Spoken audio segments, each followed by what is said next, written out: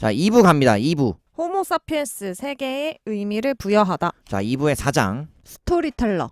저희가 유발 하라리의 지난 책 사피엔스부터 이번 두 번째 책 호모데우스의 1부의 3장까지 함께 읽어봤습니다. 그래서 이제는 더 이상 저희가 동물에 대한 이야기는 하고 싶어도 할 수가 없는 장으로 돌입을 했고요. 이전까지 말씀드렸던 두 권의 책에서 살펴봤던 상상 속의 질서, 가상의 것에 대한 본격적인 이야기를 다루는 장으로 기억해 주시면 좋을 것 같다. 그래서 3부까지의 또 연결고리로서 인본주의로의 발달 과정을 담고 있다는 것. 4장의 인트로에서 저희가 앞에서 꾸준히 살펴봤던 상상 속의 질서, 가상의 것에 대해서도 역시 이야기를 하고 있는데 226페이지. 인간은 자신들이 역사를 만든다고 생각하지만 역사는 사실 허구의 그물을 중심으로 돌아가고 인간 개인의 기본 능력은 석기시대 이래로 그다지 달라지지 않았다고 평가하고 있다. 하지만 이야기의 그물은, 즉 상상 속의 질서는 힘을 급속도로 키워서 역사를 석기시대에서 실리콘 시대로까지 떠밀었다라고 표현한다는 거지. 이 모든 과정은 약 7만 년 전인 인지혁명과 함께 사피엔스들이 자신들의 상상 속에만 존재했던 것을 이야기하면서 시작되었어요. 네, 사피엔스의 일부 인지혁명을 이야기하고 있습니다. 그렇죠. 그 이후 약 1만 2천 년 전 시작된 농업혁명은 상호 주관적 연결망을 확대하고 강화하는 데 필수적인 물질적 기초를 제공하게 되었죠. 농경 덕분에 조밀한 도시에 사는 수천 수만 명의 사람들과 훈련된 군대에 소속된 수천 명을 먹이는 문제가 해결이 되기 시작했고요. 하지만 여기에도 문제가 있었어요. 이러한 대규모 협력을 조직하기 위해서는 인간 뇌의 데이터 처리 능력에 한계가 있었고, 그럼으로써 더 큰 조직으로 발전되는 것이 어렵게 된 거죠. 그 이후 약 5천 년 전 수메르인들이 문자와 돈을 발명하게 되었고요. 마침내 이 장애물들이 사라지게 되었다고 이야기하고 있어요. 문자와 돈 덕분에 수십만 명에게 세금을 징수할 수 있게 되었고, 복잡한 관료제를 조직하고 거대한 왕국을 건설할 수 있게 된 거죠. 팽수기가 말씀드리는 수메르에서의 문자와 돈의 발명 역시 저희가 사피엔스의 3부와 이 책 호모데우스의 2장에서 충분히 말씀을 드렸습니다. 네. 그 이후 예를 들어 이집트인들의 파라오의 신에 대한 이야기가 나오는데요. 이집트인들은 파라오의 신들을 대리인이 아니고 실제 신으로 여겼다고 해요. 그 말은즉슨 마돈나나 엘비스 프레슬리처럼 그들을 상표화하고 허구의 대상이지만 상상을 할 수 있음으로써 더 큰 조직과 이야기를 만들 수 있게 된 거죠. 그렇지. 그러니까 실존하는 인물이긴 하지만 그들에게 우리 인간이 의미를 부여하고 대중이 스타로 만들어가는 과정을 설명하고 있고, 그들의 실제 행동과 말보다도 우리가 더 많은 것들을 그들을 통해서 상상하고 창조해낼 수 있다는 것. 그래서 그렇게 함으로써 어떤 결과가 나왔냐면 이집트인들이 파이움 호수나 피라미드를 만들 수 있게 되었고, 이것은 외계인의 도움이 아니라 뛰어난 조직력 덕분이었다고 작가가 표현해주고 있어요. 파라오의 글을 읽고 술주하는 수천 명의 관료에게 의지해서 수만 명의 노동자와 그리고 그들을 수년간 먹일 수 있는 음식을 만들 수 있게 된 거죠. 그래서 상상의 실체가 뭔가를 건설하고 지배하는 능력을 가질 수 있게 해줬다고 설명하고 있어요. 그래서 이렇게 상상을 실제로 재편하는 거에 대한 예시로 문자 이야기가 나오는데요. 문자는 강한 허구적 실체의 출현을 도와서 수백만 명의 사람들을 조직해내고 실제를 재편해냈어요. 네, 역시 저희가 사피엔스에서 문자의 출현, 문자의 개발, 그리고 숫자까지도 언급을 드렸어요. 네. 전 근대 사회에서는 사람들 절대 다수가 문맹이었지만 그 이후에는 문자라는 매개체를 통해서 각 행정관들이나 엘리트층들은 현실을 접하게 된 거예요. 그래서 이 문자 기록에 대한 긍정적인 경우로 1940년대 포르투갈의 영사 소사 멘데스 이야기가 나오는데요. 그렇다. 네. 이 소사 멘데스는 프랑스 보르도 주재 포르투갈 영사로 근무를 한 행정관이었는데요. 1940년대 세계 2차 대전 시절에 나치가 프랑스를 장악하면서 그곳에 있던 유대인들이 이제 도망칠 곳이 필요했어요. 그렇기 때문에 그 유대인들이 국경을 넘으려면 스페인이나 포르투갈행 비자가 필요했고, 그 비자를 발급받기 위해서 소사 멘데스가 일하고 있는 그 포르투갈 영사관으로 쫓아간 거예요. 맞아. 그래서 이제 비자를 발급해달라고 했는데 그 당시 포르투갈 정부는 유대인들한테 절대 비자 승인하지 말라 이렇게 명령을 했지만 소사 멘데스는 그 명령을 거부하고 그의 팀원들과 밤새 이제 수천 장의 비자를 발급하고 그 종이에 도장을 찍은 거죠. 그래서 결과적으로 약 3만 명 정도의 유대인이 당시 포르투갈 영사관을 통해서 서명을 받아 비자를 발급받았고, 네. 그 많은 인원들이 실제 생명을 구할 수 있었다는 것. 네. 그래서 지금 냠냠이가 말씀드린 이 문서 기록의 한 예야말로 네. 인류 역사에서 도장 하나, 서명 하나가 얼마나 많은 생명을 구할 수 있었는지에 대한 긍정적인 사례로 소개하고 있다. 네. 이렇게 소사 멘데스의 긍정적인 사례 이외에도 부정적인 사건들이 훨씬 더 많았지만 일반적으로는 문자를 통한 효율적인 행정은 손해보다 이점이 많았어요. 그렇지. 인류사 전체로 놓고 봤을 때 행복한 사건들보다 불행한 사건들이 더 많았겠지. 혹은 네. 또 많았다고 이야기를 하지만 네. 그럼에도 불구하고 행정적인 측면에서는 훨씬 더 이점이 많았다라고 네. 설명한다는 거. 왜냐하면 정부 관점에서는 사실 펜을 한번 놀려서 실제를 바꿀 수 있다는 측면 때문에 펜 한 번에 제도가 마련되는 이러한 유혹을 거부할 수 있는 통치자는 없었고 오히려 본인이 설계한 제도가 실패한다면 그때 더 방대한 문서를 작성해서 수습할 수 있었던 거죠. 그렇지. 그렇기 때문에 이렇게 행정적인 측면에서는 문자가 훨씬 이점이 많았던 거예요. 좋다. 그 이후에 이 문자 언어는 실제를 기술하기 위한 적당한 방법들이 계속 생겨는 났지만 서서히 실제를 고쳐 쓰는 방식으로 넘어갔다고 해요. 문자를 쓰고 활용하는 방법에 있어서도 역시 변화가 불가피했다라고 네. 설명하고 있다. 앞서 얌얌이가 문자 언어가 실제를 고쳐 쓰는 방식이 되었다고 이야기했는데요.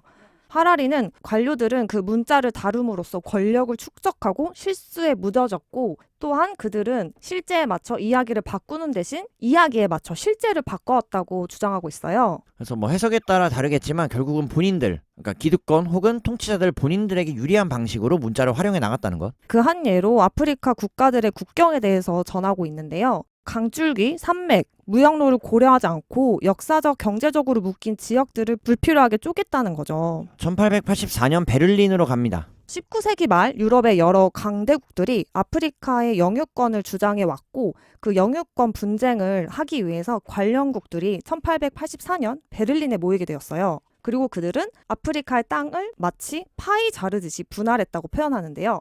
베를린에 모여서 그은 국경선들이 아프리카의 지리적, 경제적, 민족적 실제와 맞지 않는다는 사실을 알았음에도 불구하고 분쟁이 다시 불거지는 것을 원치 않았기 때문에 그 국경선을 실제의 국경선으로 만들게 된 거죠. 그렇지. 그래서 지금도 현재 오늘날에도 아프리카의 지도를 보면 아시겠지만 거의 직선으로 수직으로 그어놓은 선들이 당시 아프리카의 국경을 나눴던 거 그리고 지금까지 아프리카 국경으로서 유지되고 있다는 사실을 전하고 있다. 이러한 문서 기록의 힘이 성경의 출현으로 정점에 이르게 되었다고 전하고 있는데요. 고대 문명의 성직자들과 필경사들은 문서를 실제에 대한 가이드북으로 보는 데 익숙했다고 해요. 처음에는 어떤 텍스트, 세금, 논밭, 곡식 창고의 실제에 대해서 알려줬지만 이런 것들이 텍스트의 권위가 점점 높아짐에 따라서 성직자들이 가지고 있는 재산의 목록이나 그들이 기술하는 것들이 사실이 되게 된 거죠. 지금 팽수기가 말씀드린 내용은 저희가 사피엔스의 3부 인류의 통합에서 숫자의 출현, 기호의 출현을 통해서 수메르에서 세금 징수를 통해 인류의 최초의 기록이라는 사실을 전달드렸다면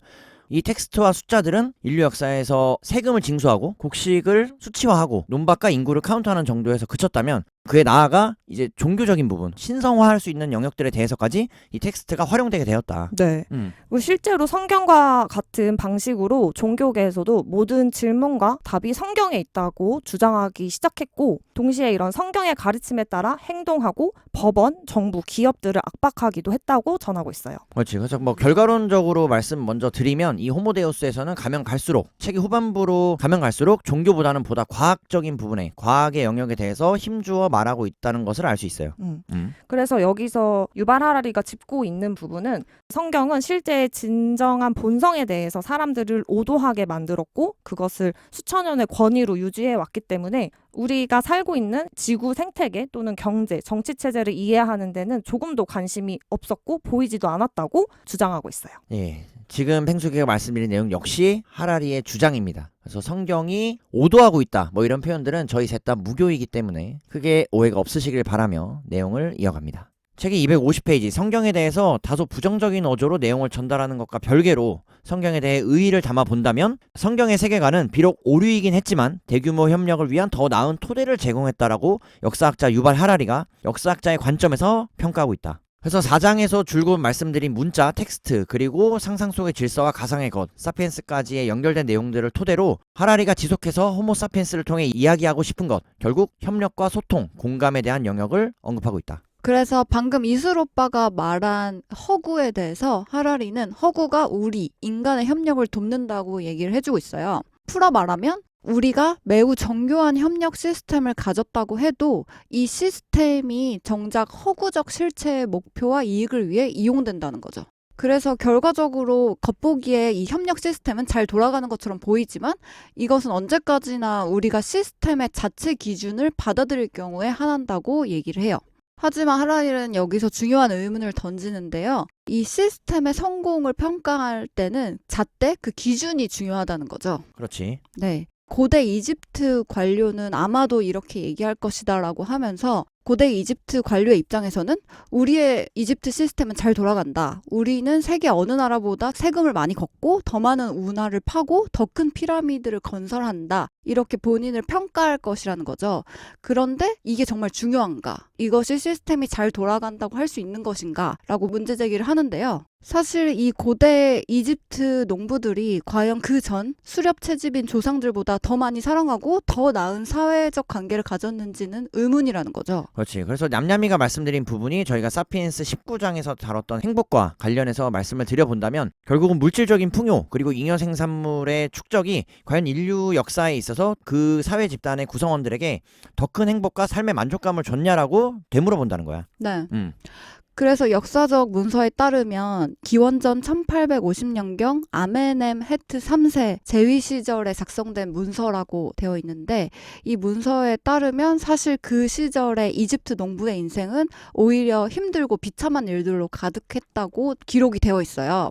그래서 이 당시 파라오가 통치하는 이집트는 사실상 당대 가장 강력한 왕국이었겠지만 평범한 이집트 농부한테 있어서는 그 힘은 병원이나 사회보장 제도가 아니라 세금이나 강제 노동을 의미했을 뿐이었던 거죠. 그래서 냠냠이의 말을 책에서 조금 더 이어받으면 252페이지. 지금 말씀드린 이집트만 그랬던 것이 아니라 중국 왕조들 그리고 이슬람 제국들 마지막으로 유럽 왕조들에서까지 왕국과 제국은 엄청난 위협을 달성했다고 우리가 볼 수 있을진 몰라도 실제 1850년도에 보통 사람의 삶은 원시시대의 수렵채집인들의 삶보다 즉 농업혁명 이전의 사람들의 삶보다 나을 것이 하나도 없었다라고 역사학자 유발 하라리가 평가하고 있다. 그리고는 오히려 실제로 더 나빴던 것 같다라고까지 주장한다는 거지. 네, 그렇기 때문에 하라리는 인간의 협력 네트워크를 평가할 때 그 결과는 우리 인간이 어떤 잣대와 세계관을 채택하느냐에 따라서 달라진다고 해요. 방금 설명한 파라오 시대의 이집트도 이 이집트를 평가할 때 생산, 역량, 사회 조화 중에 어떤 측면을 볼 것인지 또 귀족이나 평범한 농부 중에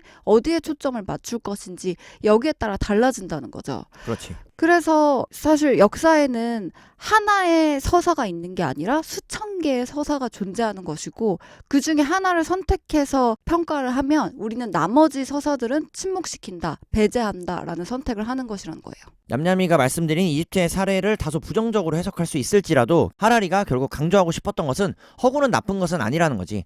이렇게 문자와 텍스트가 사용되고 활용되는 데 있어서 당시 살았던 인류의 행복의 총량을 놓고 봤을 때 지금 우리의 관점에서 바라보는 것이 다소 아쉽거나 부족할 수는 있어도 그런 허구는 꼭 필요하고 상상 속의 질서, 즉 돈, 국가, 기업 같은 허구적 실체에 대해서 널리 통용되는 이야기가 없다면 복잡한 인간 사회는 제대로 돌아갈 수 없거니와 아예 형성조차 되지 못했을 거라고 이야기할 수 있다는 거야.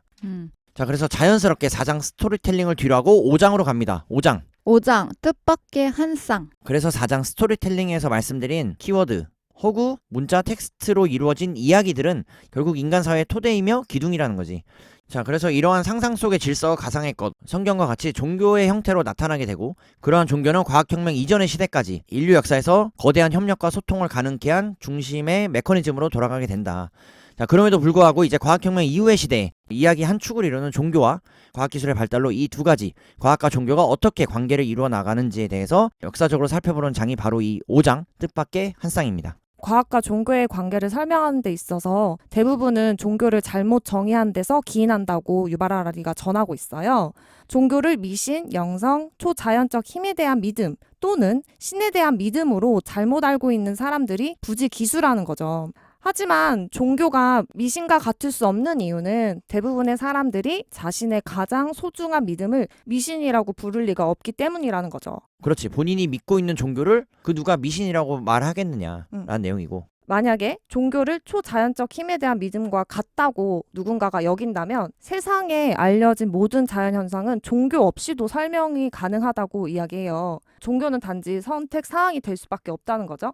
하지만 대부분의 종교들은 종교 없이 세상을 이해할 수 없다고 주장한다고 하고 종교의 교의를 참고하지 않고는 질병이나 가뭄 또는 지진이 일어나는 진짜 이유를 결코 이해할 수 없을 것이라고 주장하고 있어요. 종교는 인간의 사회 구조에 초인적 정당성을 부여하는 어떤 것이고 또한 사회 구조에 초인적 법칙이 반영되어 있다고 주장하며 인간의 규범과 가치를 정당화한다는 거죠. 그리고 이어서 자유주의와 공산주의에 대한 이야기도 나오는데요. 자유주의자와 공산주의자 그리고 다른 근대 이념의 추종자들은 그들의 믿음 체계가 종교라고 하면 싫어한다고 해요. 그렇지. 그러니까 종교를 믿는 사람들에게 미신이라고 하면 싫어하듯이 이 자유주의자와 공산주의자 또는 다른 이념의 추종자들에게는 너는 종교야라고 말하면 그것조차도 싫어한다는 거야. 왜냐하면 그들은 종교를 미신이나 초자연적 힘과 동일시하고 있기 때문이죠. 여기서 유발 하라리가 말하길 만약에 당신이 혹시 공산주의자나 자유주의자라면 공산주의 또는 자유주의는 옳고 그리스도교는 틀렸기 때문에 그 둘은 매우 다르다라고 주장할 거라는 거죠. 오히려 공산주의나 자유주의가 단 하나의 진정한 종교라는 말로 해석이 될 수 있는데 모든 종교의 신자들은 자기 종교만이 진정한 종교라고 확신을 한다는 거고 그래서 어떤 종교의 신자들이 옳은지는 두고 볼 일이라고 설명하고 있어요. 자, 그래서 5장 뜻밖의 한 쌍에 들어와서 팽숙이가 말씀드린 종교와 과학과의 관계에서 미신과 종교와의 구분 그리고 종교와 다양한 이념들 간의 구분까지도 말씀을 드렸습니다. 다음으로는 하라리가 영성이라는 개념을 끌고 와서 종교에 대해 다양하게 다뤄주고 있는데요. 좋다. 영성의 사전적 의미를 말씀드리면 인간 정신세계와 연관된 철학적 개념이고요. 개인 또는 공동체가 지닌 믿음과 그 표현의 총체라고 해요. 그래서 하라리는 종교와 영성 사이의 간극이 우리가 생각하는 것보다 훨씬 넓다. 그 거리감이 굉장히 멀다고 하는데요. 종교가 계약인 반면 영성은 영적 여행이라고 비유를 들고 있어요. 그래서 종교는 인간 세계를 빈틈없이 설명해 줄 수 있고 우리 인간에게 예정된 목표와 함께 명료한 계약을 제시한다고 표현을 하는데요. 예를 들면 신이 우리한테 특정한 방식으로 행동하라고 말하고 또 당신 인간이 신의 명령에 복종하면 천국에 입성할 것이고 불복종하면 지옥불에 던져질 것이다. 이렇게 딱 정해진 답이 있고 그 답을 따라 따라가도록 하는 계약이라는 거죠. 반면 영적 여행은 이제 사람들을 미지의 목적지로 향하게 하는 거죠. 그래서 영적 여행 가운데 사람들은 대개 나는 누구인가? 인생의 의미는 무엇인가? 무엇이 선인가? 라는 커다란 질문으로 여행을 시작한다고 해요. 조금 더 쉽게 비유를 하자면 학생들이 하는 학교 공부가 일종의 계약이라고 하는 거죠. 그러니까 공부를 할 때 뭐 학생이 나는 3년간 공부하고 시험 치러서 석사학위 따고 연봉 높은 안정된 직업을 가질 거야 라는 거는 계약이라고 할 수 있고 반면 그 학생이 월스트리트에서 직장을 얻기 위해서 경제학을 공부하다가 뭔가 깨달음으로 인해서 힌두교의 아시람으로 가거나 짐바브웨 아프리카의 에이즈 환자를 돕게 된다면 그것을 영적 여행이라고 부를 수 있다고 해요. 그렇지. 자, 개념적으로 비유를 들어서 설명을 해줬고 네. 그래서 종교가 계약이라고 표현한 것은 학생이 학교 공부를 하고 그 이후에 진로를 계획하는 것을 계약이라고 설명한 반면 영성은 계획한 것과 달리 공부를 하다 알게 된 것 또는 깨닫게 된 것을 통해서 실천 또는 행동으로 옮기는 것을 여행이라고 비유를 들어 설명했다. 그래서 이러한 영적 여행이 앞서 표현한 종교와 근본적으로 다른 것은 종교가 세속적 질서를 굳건히 하려는 시도인 반면 이 영성은 그런 질서에서 도망치려는 시도이기 때문인데요. 그렇기 때문에 기존 종교의 믿음과 관습에 도전하는 것이 이 영성을 좇는 구도자들의 가장 중요한 임무 중 하나였다고 해요. 그래서 하라리는 사피엔스 호모데우스를 통틀어 처음으로 등장시킨 개념, 즉 영성에 대해서 영성은 종교에게 위협이다라고까지 설명하는 장이 바로 266페이지.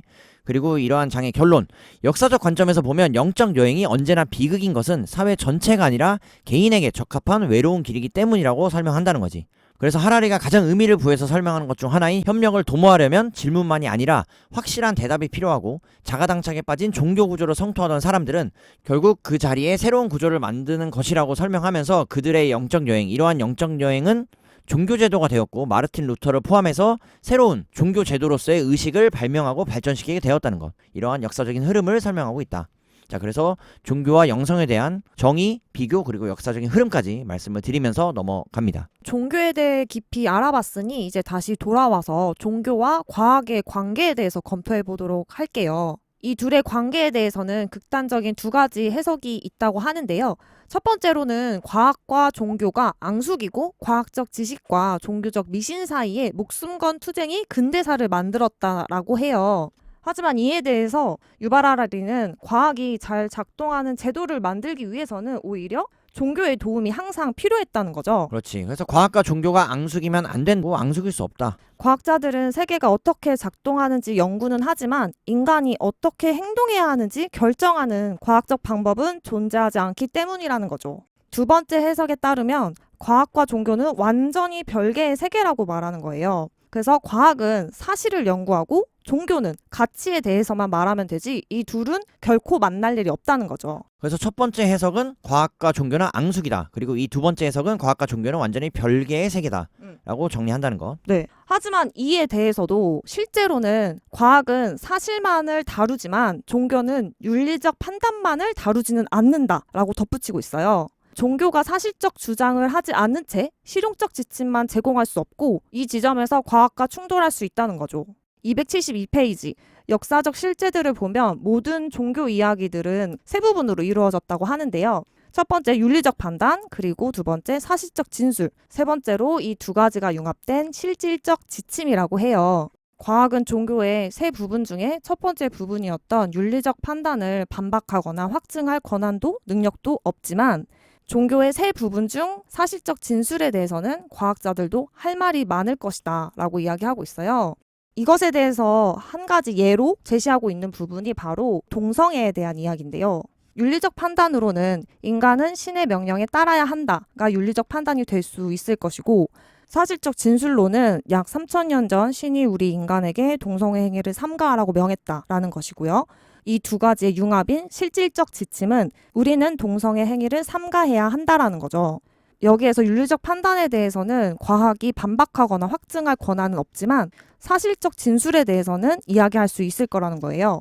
3000년 전 신이 우리에게 말한 이 명령이 성경의 레위기에 쓰여 있는데 이것에 대해서 과학적으로 탐구를 해보았고 이것이 실제로 신이 썼을 것이다 라는 것에 대해서 과학자들이 반론할 수 있다는 거예요. 그래서 과학은 비록 인간이 신의 명령을 복종해야 하는가 아닌가에 대해서 결정할 수는 없지만 성경의 기원에 대해서는 말할 수 있고 그래서 과학은 이런 이상야릇한 개념을 바로잡을 수 있을 것이다 라고 유발 하라리가 전하고 있어요.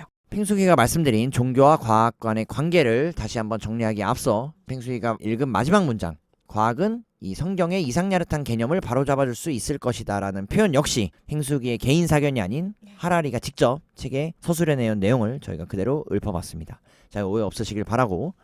자, 과학과 종교 간의 관계를 설명하는 데 있어서 너무나 어렵게 접근했다라고 말씀드릴 수 있을 것 같고 그래도 세 가지의 방법론으로 이야기할 수 있지 않을까라는 설명을 이어가고 있어요. 그러한 부분이 팽숙이가 말씀드린 세 가지 부분이라고 지칭을 했고 윤리적 판단 그리고 사실적 진술 이 윤리적 판단과 사실적 진술을 토대로 마지막 세 번째 단계인 실질적 지침으로 이 플로우를 정리할 수 있고 책에는 총 세 가지의 예가 나옵니다. 낙태 그리고 중세시대의 황제와 교황의 권위에 대한 이야기 그리고 지금 팽숙이가 예로 들었던 동성애에 대한 이야기를 전하고 있고요. 자, 그러한 세 가지 예 중에서 저희는 세 번째 동성애에 대한 예를 역사적 실제 세 가지 부분, 세 가지 과정을 통해서 전달 드렸습니다. 그런데 하라리는 앞서 설명한 윤리적 판단과 사실적 진술을 분리하는 것이 항상 쉽지만은 않았다고 얘기를 해요. 왜냐하면 종교는 이 사실적 진술을 윤리적 판단으로 바꿔서 혼란을 일으키고 또 비교적 간단히 논쟁으로 끝날 것도 복잡하게 만드는 집요한 습성이 있다고 얘기를 해주는데요. 앞에 팽숙이가 말씀드렸던 그리고 제가 정리했던 윤리적 판단, 사실적 진술, 실질적 지침 세 부분 중에 첫 번째 단계인 윤리적 판단에 대한 문제점으로 지금 냠냠이가 말씀을 드렸습니다. 네. 예를 들면 신이 성경을 썼다라는 사실적 진술은 흔히 너희는 신이 성경을 썼다는 사실을 믿어야 한다는 윤리적 명령으로 돌변한다는 거죠. 이와 반대로 윤리적 판단 안에는 사실적 진술이 감춰져 있다고 하는데요. 예시로 미국의 국가주의자들 얘기가 나오는데 미국의 국가주의자들이 미국은 신성하다라고 선언했을 때 이 말은 겉으로는 윤리적 판단처럼 보이지만 실제로는 지난 수백 년 동안 이루어진 도덕적, 과학적, 경제적 진보에 미국이 앞장서 왔다라는 사실적 진술에 기대고 있다는 거죠. 그래서 이 미국이란 나라가 신성한지 아닌지는 과학적으로 조사할 수는 없지만 이 판단을 풀어보면 미국이 실제로 전 세계의 도덕적, 과학적, 경제적 발전에 압도적 지분을 갖고 있는지는 과학적으로 조사할 수 있다는 거죠. 이 주장을 뒷받침해서 샘 해리스와 같은 몇 명의 철학자들은 인간 가치 안에는 언제나 사실적 진술이 감춰져 있으니 과학이 이 윤리적 딜레마를 해결할 수 있다고 주장했어요. 하지만 설령 해리스가 옳고 모든 인간이 행복만을 중요한 가치로 여긴다고 해도 현실에서는 이러한 통찰을 이용해서 윤리적 논쟁을 해결하기는 매우 어렵다고 하라리는 얘기를 해주고 있어요.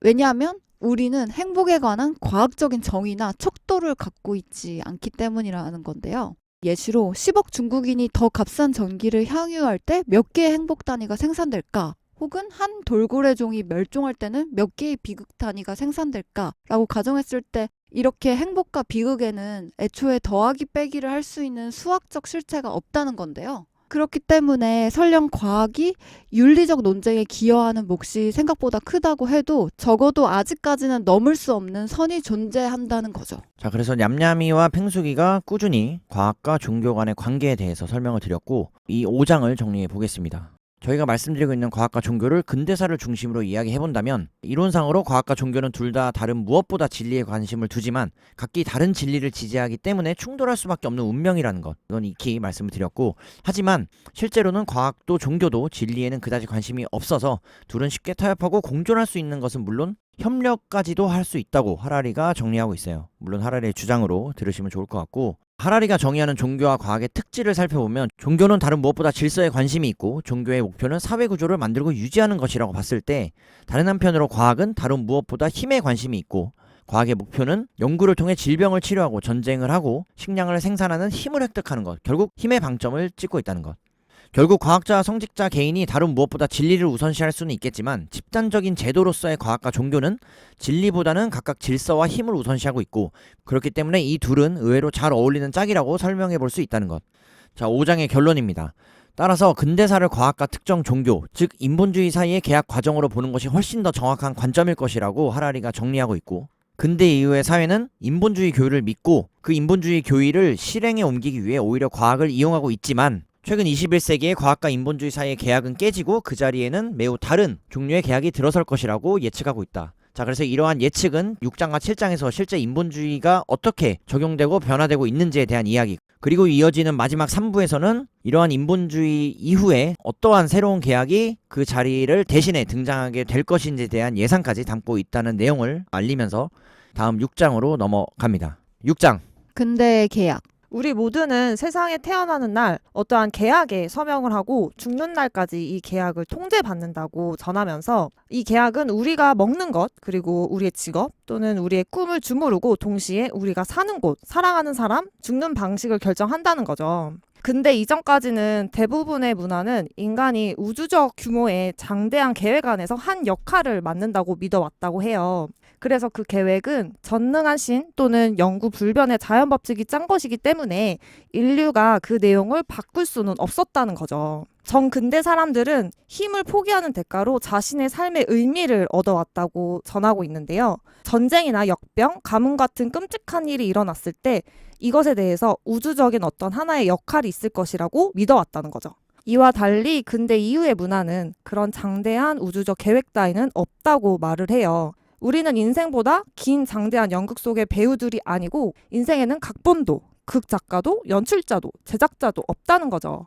그래서 각본 같은 것이 존재하지 않고 인간이 장대한 연극 속에서 한 역할을 맡는 것이 아니기 때문에 끔찍한 일이 닥쳐와도 어떤 절대자가 와서 우리를 구원하거나 우리의 고통에 의미를 부여하지 않는다고 전하고 있어요. 한편 정해진 각본이나 목적 없이 개 같은 일이 일어난다면 인간 역시 예정된 역할을 고수할 이유가 없다는 거죠. 우리가 방법을 찾을 수만 있다면 원하는 것은 무엇이든지 할 수 있다는 거예요. 자, 4장 이야기, 5장 종교와 과학, 그리고 6장으로 넘어와서 지금 팽숙이가 말씀드린 근대와 계약에 관한 이야기입니다. 6장 근대 계약을 시작하면서 근대 이전과 이후의 계약 관계에 대해서 설명하고 있고, 역시 이는 종교적인 관점과 내용이 연결이 된다.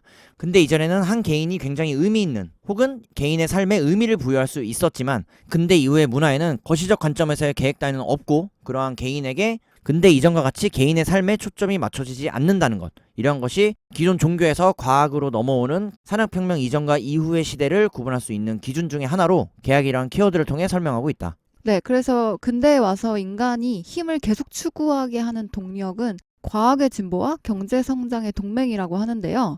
지금 현대에 와서는 성장이 모든 사람의 뇌를 지배하지만 전근대 시대 사람들의 머릿속에는 성장이라는 개념이 아예 없었다고 해요. 그래서 근대 이전 사회의 경제적 정체의 큰 원인 중 한 가지는 새로운 사업을 위한 자금 조달이 어려웠기 때문이었는데요. 이 자금 조달이 어려웠던 이유는 그 시절에는 신용거래가 없었기 때문이고, 그 신용거래가 없었던 이유는 사람들이 성장에 대한 믿음이 없었기 때문이라고 해요. 그래서 성장에 대한 믿음이라기보다는 사실상 성장에 대한 개념 자체가 없었다는 그쵸. 거고, 그렇기 때문에 신용, 신뢰, 믿음과 같은 경제적인 분야에서 혹은 금융산업의 발달은 감히 상상도 할 수 없었다. 네.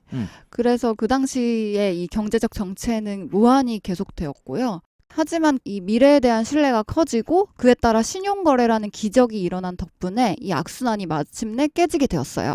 그래서 새로운 벤처기업들이 여기저기서 성공을 거두면 미래에 대한 사람들의 신뢰가 증가했고 신용거래의 확대로 이어지게 된 거죠. 여기서 하라리가 중요한 질문을 던지는데요. 신용거래가 생기고 경제가 성장하는 게 쉬워 보이는데 왜 근대에 와서야 경제 성장의 속도가 붙기 시작했을까? 여기에 대한 답변으로 근대 이전 수천 년 동안 사람들이 미래 성장을 믿지 않았던 것은 결코 그들이 어리석어서가 아니라 이 성장이라는 개념이 그 당시 우리의 육감, 진화적 유산, 그리고 세상 돌아가는 방식과 모순되기 때문이었다고 해요. 대부분의 이 자연 시스템은 평형 상태로 존재하고 이 자연 시스템 속의 생존 투쟁은 한쪽이 성공하면 다른 쪽이 손해보는 제로섬 게임이었기 때문이죠. 인간은 앞서 얌얌이가 말씀드린 것과 같이 세계를 고정된 파이로 보는데 익숙했는데요. 그것을 제로섬 게임이라고 표현했다. 네. 반면 근대 이후 사회에서는 경제 성장이 가능할 뿐만 아니라 절대적으로 필요하다는 확고한 믿음 위에 서 있다고 해요. 기도, 선행, 명상이 위안과 용기를 줄 수는 있지만 기아, 역병, 전쟁 같은 문제들은 성장을 통해서만 해결할 수 있다라는 이야기인데요. 자, 기아와 역병, 전쟁과 같은 문제들이라고 표현한 것들은 저희가 이 호모데우스 책의 1장에서 과거의 의제 3가지로 전달을 드렸습니다. 여기에서 기본 교의라고 할 수 있는 것은 문제가 있으면 더 많이 가져야 하고 더 많이 갖기 위해서는 더 많이 생산해야 한다는 거예요. 그렇지. 자본주의의 기본적인 구조를 설명하고 있고, 이러한 내용은 저희가 사피엔스의 4부, 과학혁명 이후의 시대의 생산량의 폭발적인 증가와 함께 설명을 드린 바가 있습니다.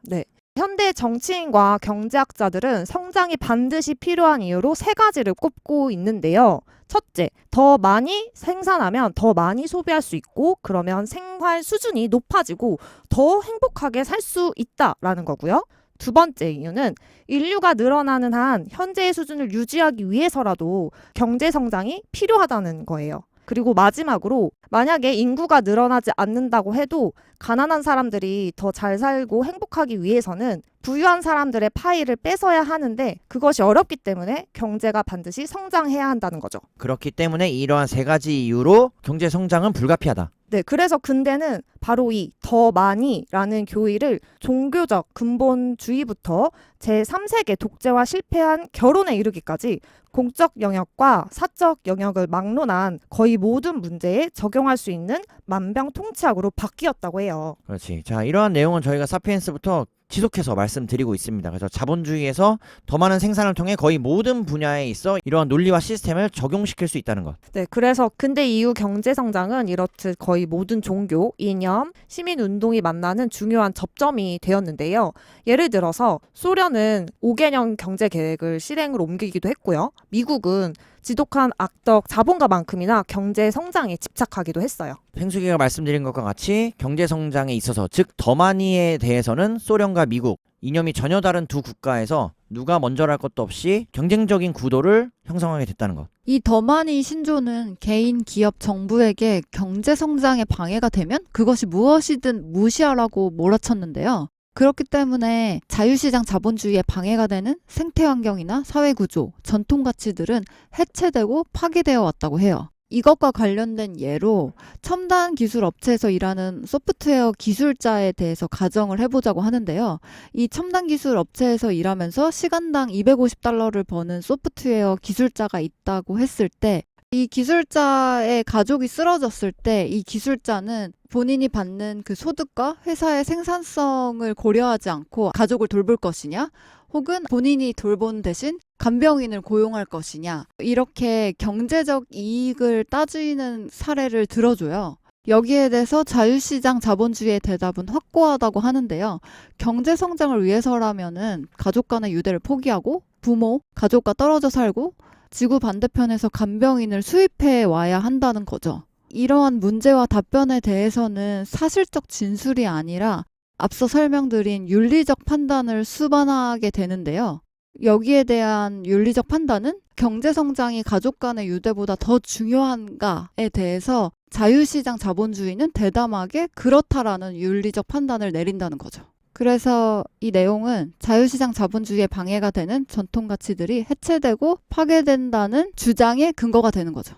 여기서 흥미로운 이야기로 자본주의 게임에 대해서 두 가지로 비교해서 설명을 해주고 있는데요. 그렇지, 두 가지의 게임을 소개하고 있다. 네.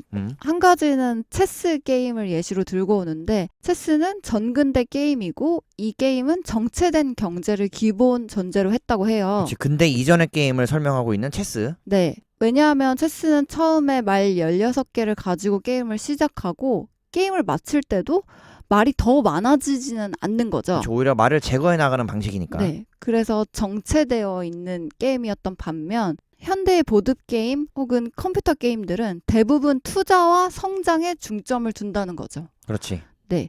여기에 대한 예시로 마인크래프트 얘기를 하는데, 현대의 게임인 마인크래프트는 게임의 무대가 중세나 석기시대 혹은 가상의 동화나라긴 하지만 원리는 항상 자본주의적이에요. 그래서 그 게임의 목표는 도시나 왕국을 건설하는 것인데, 도시나 왕국을 건설할 때 더 많은 소득을 올려서 더 많은 병사를 사고 또 생산에 더 많이 투자하는 전략을 택하는 내용이에요. 그렇지, 냠냠이가 표현했지만 투자와 성장이라는 두 가지 키워드로 현대의 게임들을 이해하시면 된다. 네. 그런데 실제로 이 경제가 영원히 성장을 계속할 수 있을까? 자원을 다 쓰면 성장이 멈추지 않을까라는 의문을 제기하는데요. 지금 팽숙이가 말씀드린 의문 제기, 이 내용은 저희가 사피엔스의 4부 과학혁명을 시작하면서 동일하게 문제의식으로 갖고 출발했던 내용이고요. 그래서 에너지와 자원이 고갈되지 않겠는가라는, 언젠가는 고갈될 것이다라는 우려 섞인 목소리로 사피엔스의 4부를 시작했었다.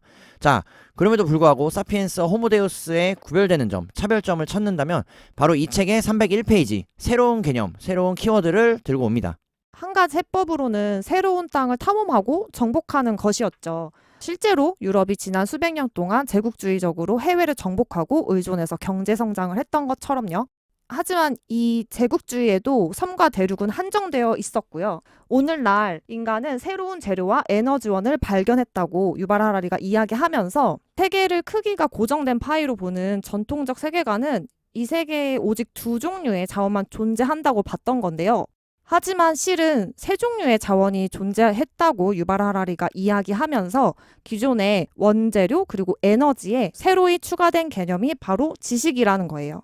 원재료와 에너지는 고갈되고 사용하면 사용할수록 줄어드는데, 반면 지식은 성장하는 자원이고 사용하면 사용할수록 늘어난다는 거예요. 수천 년 동안 과학의 성장로가 막혀 있었던 이유는 사람들이 세상에 관한 모든 중요한 지식이 성경과 고대 전통에 담겨 있다고 믿어왔기 때문인데요. 하지만 과학혁명이 인류에 대한 이런 순진한 확신을 해방시켜주면서 인간의 무지에 대한 발견을 하게 된 거죠. 그렇지. 그래서 과학혁명 이전과 이후로 저희가 사피엔스를 통해서 말씀드렸던 무지를 인정하면서, 즉 4부 14장 이후로 설명되는 내용들이 여기서도 동일하게 언급되고 있습니다. 네. 그래서 한 세대가 지날 때마다 과학은 새로운 에너지, 새로운 종류의 원재료, 더 나은 기계장치, 그리고 새로운 생산 방법을 발견하게 해주었던 거예요. 이럼으로써 우리는 자원 희소성의 문제를 극복할 절호의 기회를 맞이했지만 현대 경제에서 가장 두려워하는 것은 바로 생태계 붕괴의 인과응보라고 유발 하라리가 전하고 있어요. 이에 대한 해답으로는 우리는 진보와 성장의 속도를 늦추어 그 위험을 줄일 수 있다고 하는데요. 올해 투자자들이 투자 포트폴리오에 대해 6% 수익을 기대한다면 10년 뒤에는 3% 수익에 만족하고 20년 뒤에는 1%의 수익에 만족한다는 거죠. 그러면 30년 뒤 경제는 성장을 멈추고 우리는 가진 것으로 행복하게 살 수 있다고 전하고 있어요. 하지만 성장 신조는 이에 대해서 단호하게 반대한다는 거죠. 저희가 앞에서 말씀드린 더 많이의 신조, 즉 자본주의의 신조는 여기서 강렬하게 반대를 할 수밖에 없다는 것.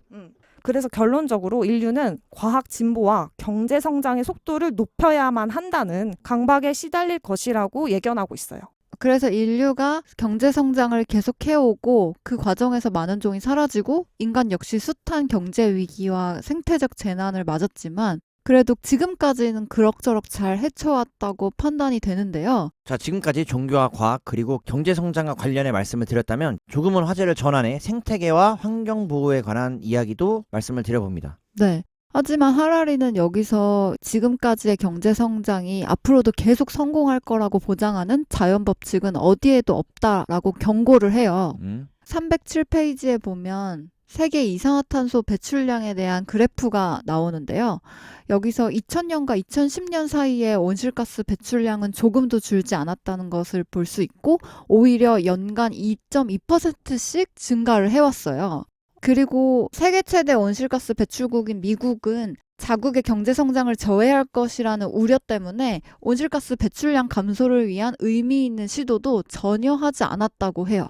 미국과 같은 예로 세계를 운영하는 대통령이나 각 국가의 수상들, CEO들은 매우 합리적인 사람들인데도 불구하고 그들이 왜 온실가스 배출을 막기 위한 어떤 시도를 하지 않느냐, 이거에 대해서 하라리는 그들은 이 온실가스 배출을 통한 지구온난화가 본인들 개인의 미래가 아니라고 생각하기 때문이라는 건데요.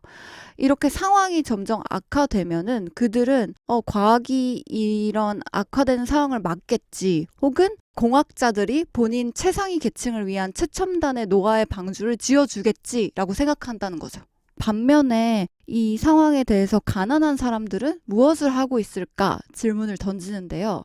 사실 이런 지구온난화 상태가 터지면 가난한 사람들도 피해를 고스란히 받겠지만 그들한테는 사실 경제가 정체될 경우에 가장 먼저 피해를 보는 게 가난한 그들이기 때문에 이렇게 환경을 보호한다는 것 자체가 무척 멋진 생각이긴 할 테지만 가난한 사람들처럼 이렇게 집세도 못 내는 사람들한테는 환경 문제보다는 본인들의 마이너스 통장이 훨씬 큰 걱정거리라는 거죠. 그렇지. 그래서 가난한 사람들조차 이러한 지구온난화 이슈에 큰 주목을 하지 못해왔다라고 설명을 해주고 있어요. 그렇지. 그래서 빈부격차를 막론하고 냠냠이가 말씀드린 것과 같이 환경 문제에 직접적인 이해 당사자로서의 참여 혹은 개입이 굉장히 어렵다고 현실적인 이유를 들고 있고, 특히나 가난한 사람들 같은 경우는 당장에 먹고 사는 문제가 걸려있기 때문에 미래의 생태적 위협을 줄이는 조치를 지지하지 않을 가능성이 높다라고 하라리가 예상한다. 네, 설령 우리가 쉬지 않고 어떻게든 달려서 경제 붕괴와 생태계 붕괴를 둘 다 막아낸다고 해도 우리의 이 경주 자체가 엄청난 문제를 일으킨다고 유발 하라리가 설명하고 있어요. 우선 개개인에게 높은 수준의 스트레스 그리고 긴장을 일으킨다는 거죠. 우리의 삶의 질이 점점 확보가 되고 경제 성장과 과학 진보를 위해서 달려왔으니까 언젠가는 우리의 삶이 고요하고 평화로워질 때도 됐지 않느냐라고 생각해 볼 수 있지만 우리는 언제나 더 많은 일을 해야 하고 더 많이 생산하기 위해서 생산해야 한다는 압박에 시달린다는 거예요.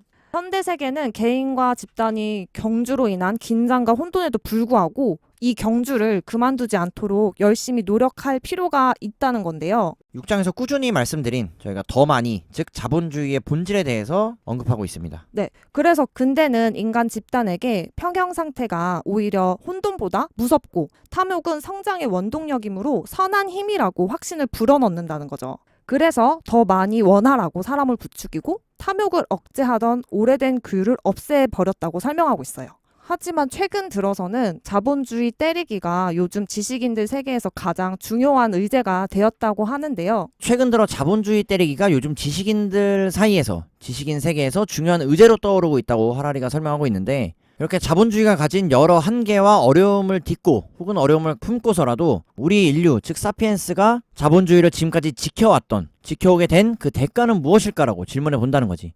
그래서 지금의 인류는 그 어느 때보다 막강할 뿐만 아니라 그 어느 때보다도 평화롭고 협력적이며 과거에 비해 신, 천국, 지옥이 사라진 세계에서 도덕과 아름다움은 물론 동정까지도 살아남아 번성할 수 있었을까라고 반문해 본다는 것. 자, 그래서 정리해보면 자본주의가 기능적으로 훌륭한 역할을 수행해 왔지만 자본주의 혼자서는 절대 인간 사회를 구할 수 없다고 결론을 내리고 있고, 그렇다면 무엇이 근대 사회를 붕괴해서 구했냐고 질문해 본다면 인류를 구원한 것은 자본주의의 수요 공급의 법칙이 아니라 새롭게 떠오른 혁명적 종교인 인본주의라고 정리한다. 자, 그래서 유발 하라리의 인류 3부작, 역사 3부작 두 번째 책 호모데우스의 큰 뼈대가 되는 중심을 이루는 키워드 인본주의를 본격적으로 다음 7장에서 다뤄보겠습니다.